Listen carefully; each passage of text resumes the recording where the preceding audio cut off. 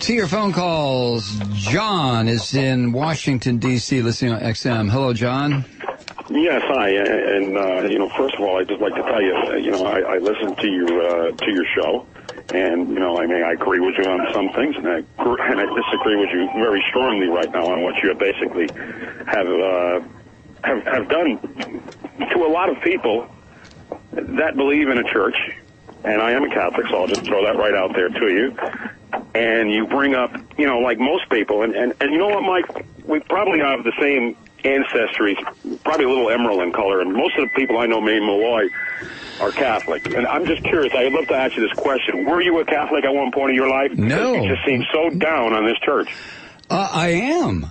I mean, how can I not be? This is a church that over the 2,000-year history, its 2,000-year history, has butchered, slaughtered, murdered, exiled, excommunicated, condemned to hell hundreds of thousands, millions of people. Do you realize the Catholic Church burned at the stake millions of women in Europe in the Middle Ages because they considered them to be witches? Do you understand? Wait a minute. No. You brought this up, pal.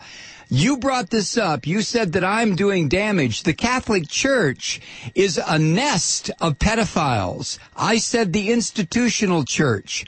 I also say on this program, apparently you're not a regular listener, how much respect I have for certain Catholics who put their lives on the line for social justice. The Catholic Church itself is a terrible institution. Individual Catholics who do good, whether it is demonstrating against School of the Americas or demonstrating, allowing themselves to be locked up because they protest nuclear weapons. That's something else again.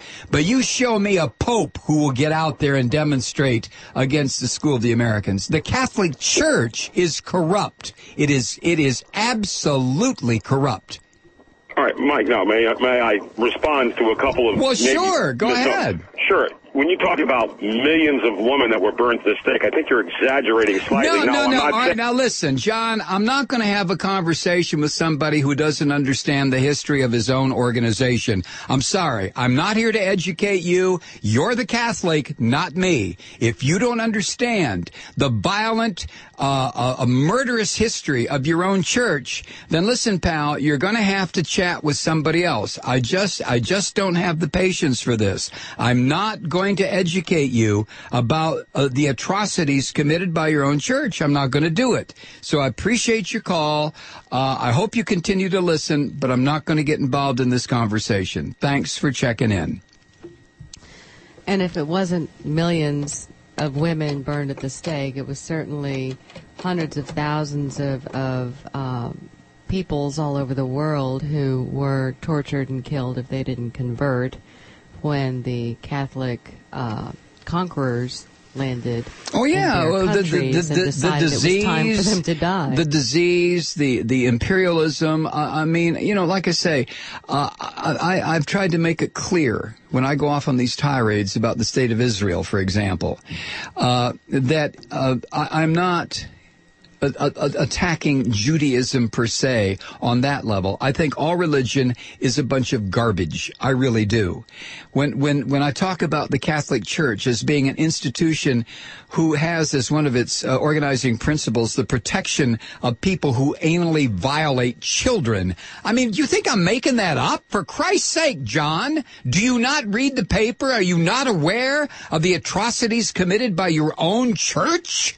Are you not aware of the hundreds of millions of dollars that have been paid out to try to satisfy claims of sexual abuse that goes back for decades? Are you not aware that the government of Ireland withdrew their ambassador from Vatican City because they've had enough of this goddamn crap?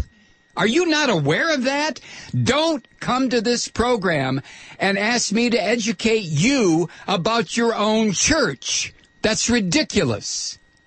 If you don't know these issues and you don't want to know them, that's one thing. But if you don't know them and refuse to hear the truth, that's something else again. And you can get the truth, not from this show. We're not about educating people. So don't come here and tell me that I'm wrong about millions of women burned at the stake over the course of about 300 years. You don't know what the hell you're talking about. And on that particular subject, I do, because I've read the history. I don't know. You know, there's a part of me that feels like I owe John an apology. I just... a part of me, I said. It's difficult, if not impossible, for me to get into a one-on-one discussion with somebody who is a believer in his or her faith, because that person has never challenged the faith and doesn't know that particular religion, or not faith, but religion, the religion's history. And you know, when historical facts are cited as historical facts. You know, I'm not talking about walking on water and feeding the multitudes with loaves and fishes. I mean, if people want to believe those stories, that's fine. That's part of, excuse me, that's part of the religious mythology that's necessary to support it. Just like the religious mythology around any god system, whether Greek, Roman, Shinto, Confucian, you know, every religious system, Native American, it all has these stories that are used for whatever purpose, primarily to solidify the religious beliefs inside the person being told the stories. You know, if you're being told that somebody can walk on water, I mean, whoa, you know, that gets your attention real quick, doesn't it? Now, even though that story might have been told in a metaphorical sense back when it was told, or even if it has been determined that such a thing is physically impossible, and therefore has become metaphor, it doesn't make any difference. If a person starts to believe the stories and refuses to take a look at the reality of the institution, then I have no business having a discussion with that person. And in fact, that's what I was trying to tell John. I cannot educate you about the history of your own religious institution. First of all, it's not my place to do that. And secondly, it is your responsibility, if you're going to believe a certain way, if you're going to say this is the way, this is the only way, and most religions would tell you that. Any deviation from this way, and you condemn your immortal soul. Any deviation, and you will die for eternity. So when you're up against that, when you're an atheist, when you don't believe this stuff, and you are up against that, what the hell are you supposed to do? I can't sit here and go through, it would take decades to go through the atrocities that have been committed by the Church of Rome. And I think everybody understands that.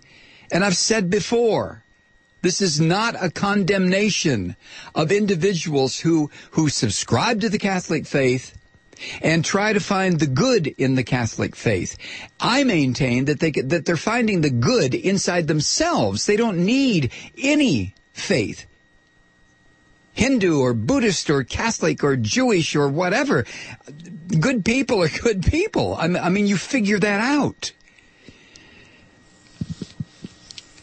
So to the extent that I'm trying to respond to that part of me that says I might owe John an apology, I apologize for the hammer that I use in that kind of stuff. And, you know, because it's kind of not fair. I understand that. I do get that.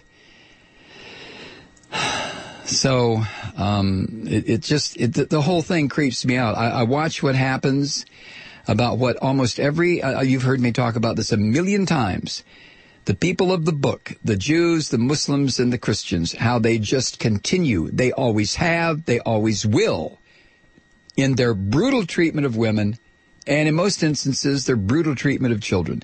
These are male-dominated, male-oriented, male-created, male-inspired, male-dominant organizations. And they demonstrate that constantly. Aye.